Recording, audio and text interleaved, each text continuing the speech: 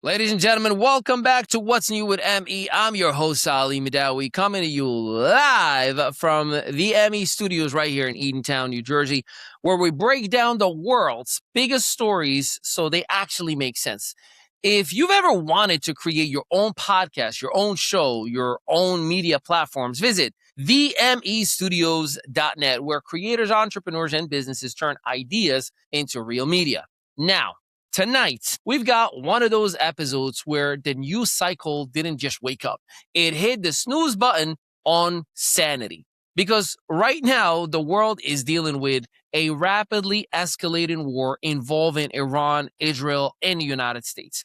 Oil markets jumping like they just drank 5 cups of espresso, a terror plot involving explosive in New York City, a political controversy around New York City Mayor Zohran Mamdani, and the Clintons' depositions connected to the Epstein investigations now circulating publicly all over the net.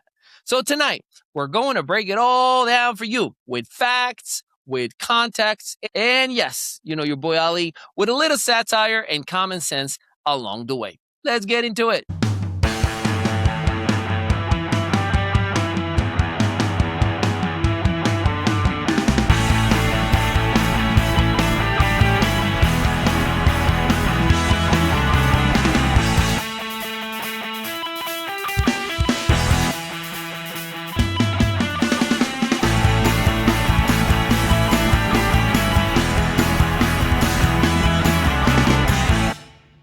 Segment 1, the Iran war.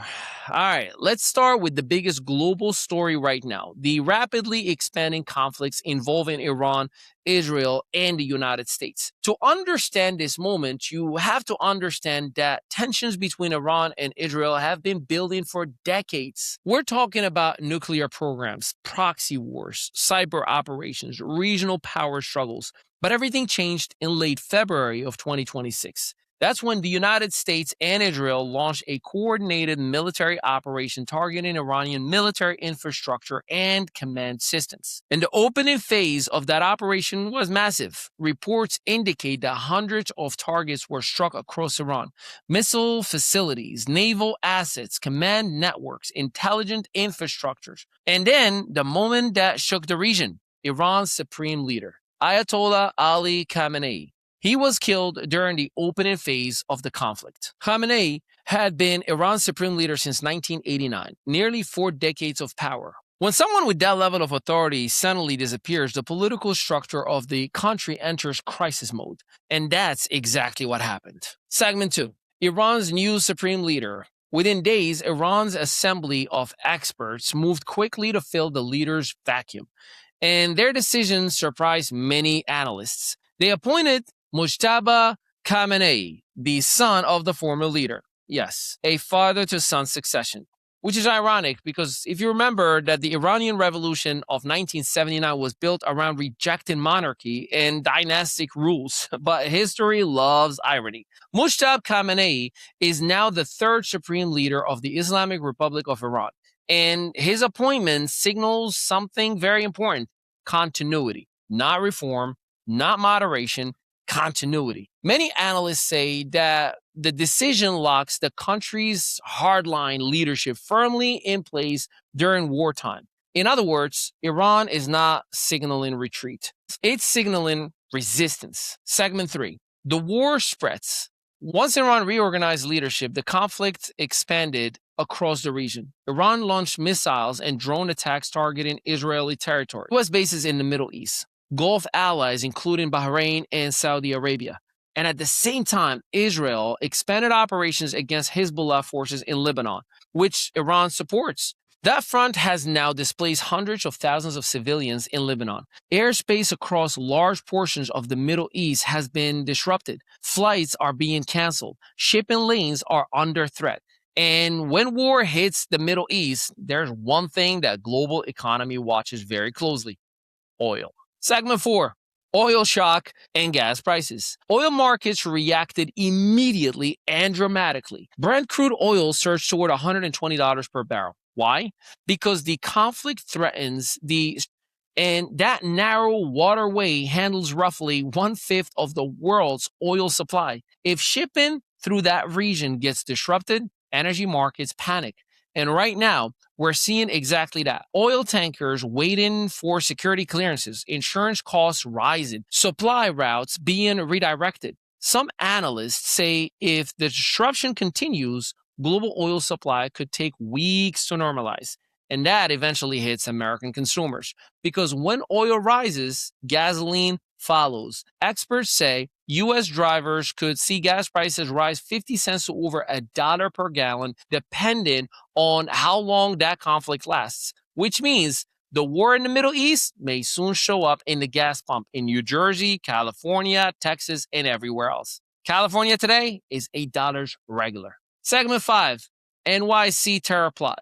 Now let's move closer to home because authorities in New York say they disrupted a terror plot involving explosive devices outside Gracie Mansion, the official residence of New York City Mayor. 2 suspects ages 18 and 19 were arrested.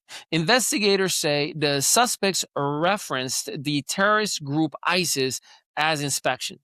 And the devices they carried were not fake. They were real improvised explosive devices. One reportedly contained TATP explosive material, sometimes referred to as the mother of Satan.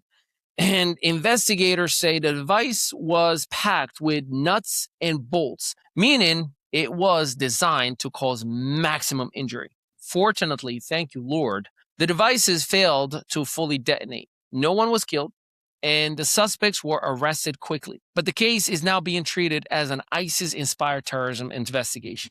Segment 6, Mamdani controversy. The incident quickly became political. New York Mayor Zohran Mamdani publicly thanked the New York Police Department for their quick response. He says, "I want to thank the brave men and women of the NYPD who acted quickly to keep New Yorkers safe." But critics argued his response was not strong enough and did not condemn extremist ideology. Supporters say the focus should remain on the police stopping the attack. And to make matters more complicated, a separate controversy involving social media activity connected to people around the mayor has added fuel to the political debate.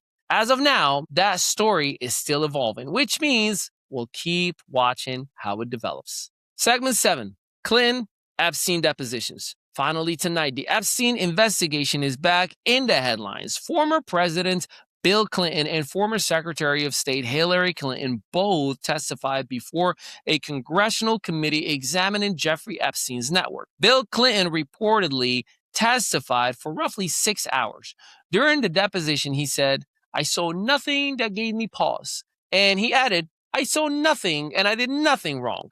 Clinton acknowledged flying on Epstein's plane multiple times in the early 2000s, but said he has no knowledge of Epstein's criminal activities. Hillary Clinton also testified, but her responses were very direct. She said, "I do not recall ever encountering Mr. Epstein." And she stated she never visited Epstein Islands or home. The depositions were videotaped, and those videos are now circulating publicly, which means this story is likely to remain part of the political conversation for quite some time. When you step back and look at everything happening right now, you realize something.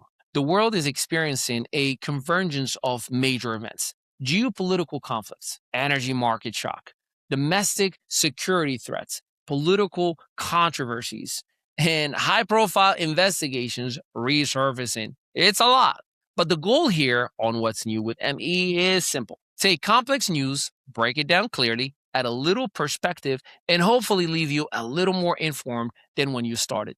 If you enjoyed this breakdown, make sure you like, subscribe, and share. That's how we pay the bills. If you're thinking about launching your own podcast, media show, or digital platform, visit themestudios.net because at ME Studios, we help creators, entrepreneurs, and businesses build real media presence. From podcasts to viral content to full media campaigns. I'm Ali Mehdaoui, and this is What's New with ME. Good night, everyone. Still marketing your business like it's the Yellow Pages era?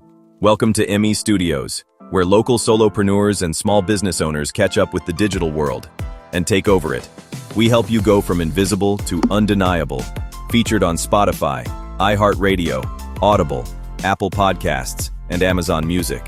Plus, gain press exposure in over 100 to 300 major media outlets like Fox, ABC, CBS, NBC, and the CW. Right here in Eatontown, New Jersey, just steps away from the soon-to-be Netflix studios, our multi-unit facility is built for creators, entrepreneurs, and visionaries. Stop marketing like it's 1995. Start building your digital authority today with a team that gets it.